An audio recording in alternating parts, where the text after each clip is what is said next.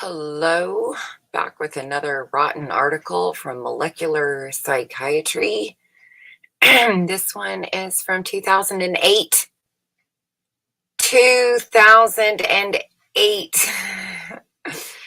Potential adverse effects of amphetamine treatment on brain and behavior. Just a little review. The abstract reads, amphetamine stimulants have been used medically since the early in the 20th century, but they have a high abuse potential and can be neurotoxic.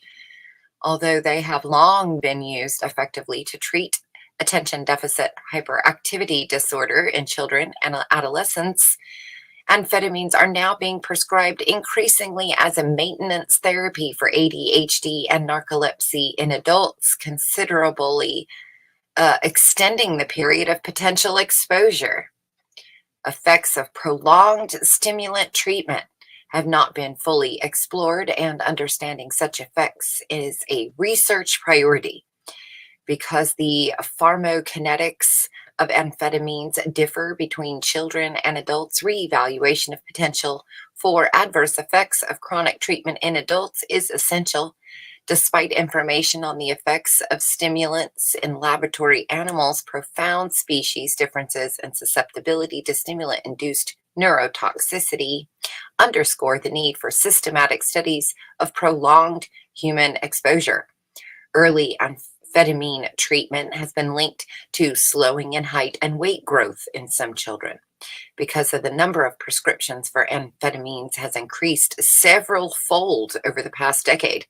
An amphetamine-containing formulation is the most commonly prescribed stimulant in North America, and it is noteworthy that amphetamines are also the most abused prescription medications.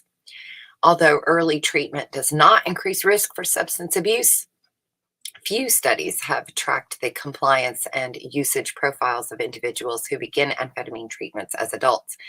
Overall, there is concern about risk for slowed growth in young patients who are dosed continuously, and for substance abuse in patients first medicated in late adolescence or childhood.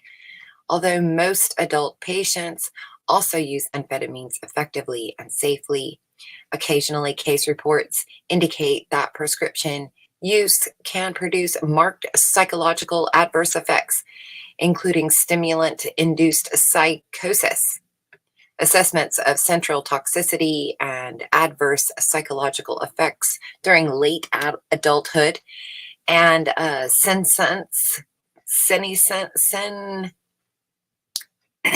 not sure how to say that word, of adults who received prolonged courses of amphetamine treatments are warranted.